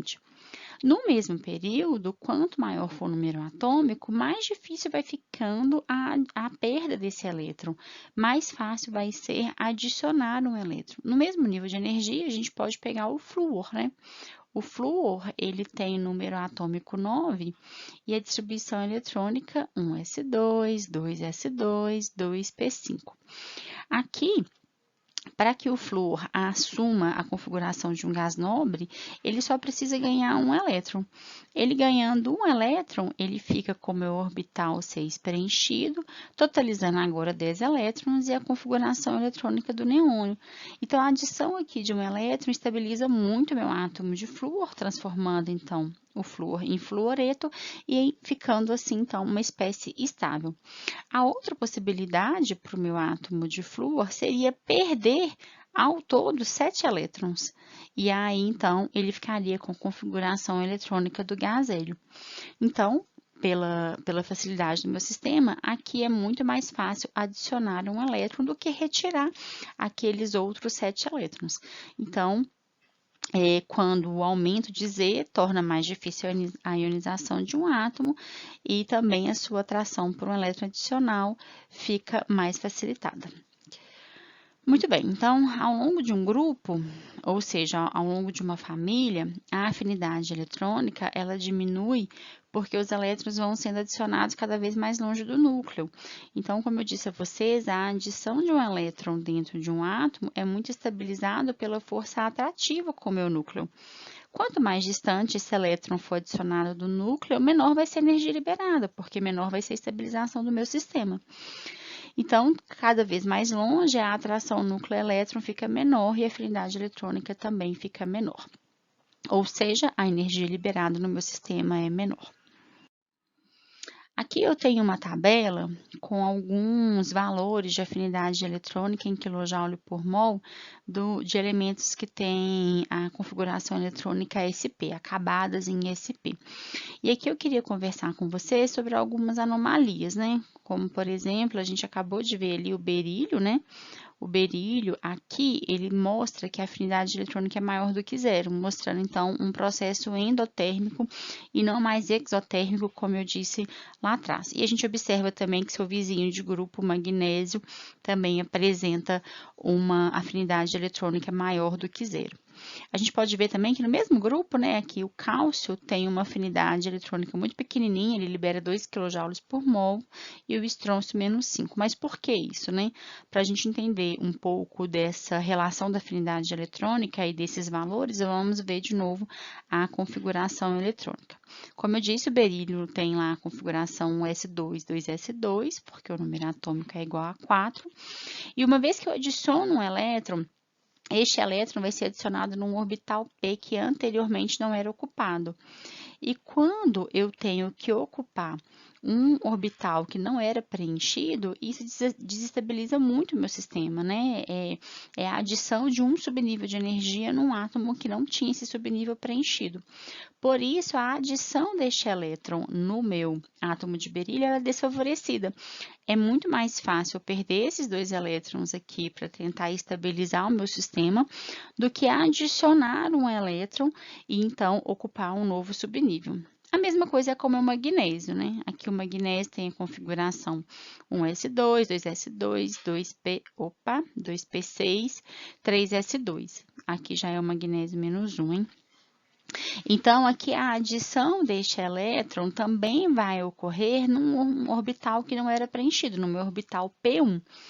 E então, fica também desfavorecido pela criação de um outro subnível, formando, então, uma afinidade eletrônica endotérmica, ou seja, é necessário liberar energia para que, perdão, absorver energia para que esse processo ocorra. Da mesma maneira, os nossos gases nobres, né? Os gases nobres eles já têm todos os subníveis preenchidos, né? Eles já estão estabilizados pelo preenchimento total do subnível. Então, a adição de um elétron é desfavorecida, porque você vai criar um novo subnível naquele átomo. Muito bem. Aí aqui também tem um caso do nitrogênio, né? O caso do nitrogênio é uma anomalia também lá da energia de ionização, que a gente viu que a adição de um elétron causa uma maior repulsão elétron-elétron, perdão, a perda de um elétron desestabiliza o meu sistema, porque eu vou ter o semi-preenchimento quebrado, né? Quando eu tenho a minha configuração eletrônica do meu nitrogênio no seu estado fundamental. No meu último subnível, eu tenho meu semi-preenchimento do orbital P. Então, retirar um elétron daqui desestabiliza o meu sistema, porque eu já tenho meu semi-preenchimento, e a adição do elétron é a mesma coisa. Se eu vou adicionar um elétron aqui agora, não mais retirar, quando eu adiciono um único elétron aqui, eu vou quebrar meu semi-preenchimento e ainda vou adicionar aqui uma repulsão muito grande elétron-elétron. Então, acaba que o nitrogênio, a primeira afinidade eletrônica do nitrogênio, ela não é favorecida, uma vez que eu quebro, então, o semi-preenchimento e adiciono um elétron que aumenta a repulsão elétron-elétron. Eu queria falar uma coisa também com vocês que é muito importante. A afinidade eletrônica ela é descrita na literatura de 2 maneiras distintas. Uma a gente chama somente de afinidade eletrônica. A afinidade eletrônica, por definição, ela é energia liberada quando um átomo no seu estado gasoso ou um íon no seu estado gasoso ganha um elétron. Essa tabela de afinidade eletrônica, ela já considera a energia sendo liberada. Então, os valores de energia são todos ali positivos. Por exemplo, a afinidade eletrônica do potássio é 48. Não é que é o contrário do que acontece, é porque a definição já fala, é uma energia liberada. E aí, no caso, por um exemplo, quando a gente vê uma afinidade eletrônica maior do que zero, aí lá você vai ver ela negativa, porque quer dizer que você vai precisar absorver energia para que o processo ocorra. Agora, quando a gente está falando de energia de afinidade eletrônica, ou seja, é o ΔH da minha reação, né? O ΔH de afinidade eletrônica, aí a gente considera o valor realmente ou positivo ou negativo de acordo com o que é dado. Então, fiquem atentos a isso. Se a tabela falar assim, tabela de afinidade eletrônica, possivelmente ela vai estar já considerando energia liberada. Agora, quando a gente vê tabelas de energia de afinidade eletrônica, e aí sim é mais comum a gente ver o sinal negativo, dizendo então que essa energia foi então liberada. Então, muito bem, então, né, durante essa aula a gente conversou um pouco sobre a carga nuclear efetiva, vimos então o cálculo dessa carga nuclear efetiva através das regras de Slater, falamos um pouco do tamanho dos átomos, que também está relacionado com essa carga nuclear efetiva, falamos sobre a energia de ionização e, por fim, agora sobre a afinidade eletrônica. Então é isso, pessoal, muito obrigada e até a próxima aula.